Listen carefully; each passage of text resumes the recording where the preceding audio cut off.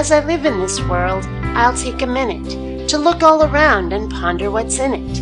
Animals, plants, and chemical bonds, gases and water for oceans and ponds. And then further out we've got planets like Mars, and several classes of hot burning stars.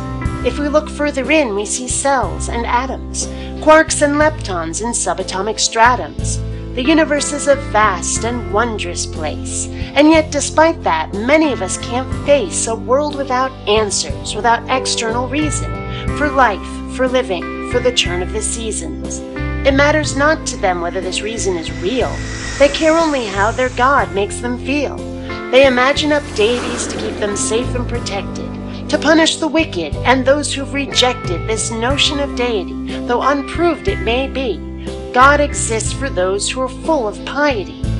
And yet when those who do not believe say to the religious we've got a pet peeve about their religion and how faith is required, and how we've been treated when we've inquired how to tell if God's real, and not just a fable, and ask them to bring a few facts to the table. And yet, when we do, we get told that we're evil, for not just believing, for causing upheaval, as if it's our fault God's not real in the end, and all that they're doing is playing pretend with themselves and their flock, the whole congregation.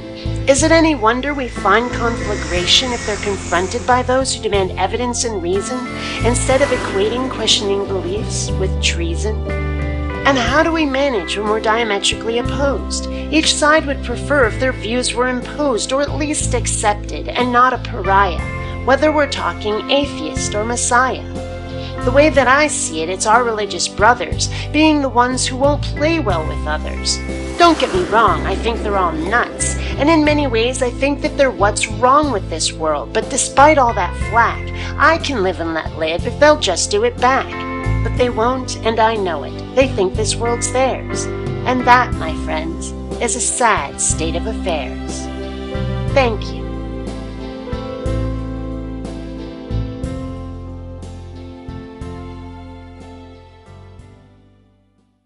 Please take the time to rate this video. And hey, if you dig what I do, subscribe. You might also enjoy my webcomic, The Adventures of Kinneara Baxter. You'll find a link in the info bar. People not rating videos is one sign of the apocalypse. Save us all. Rate now.